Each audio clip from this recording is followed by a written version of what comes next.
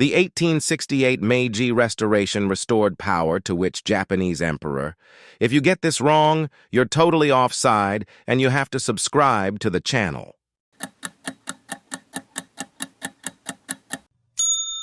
Now, it's time to reveal the answers.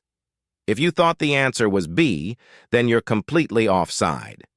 If you thought the answer was C, I'll see you when we reveal the answers at the end of the video. So now that we know the incorrect answers, that means the correct answer is A, Meiji.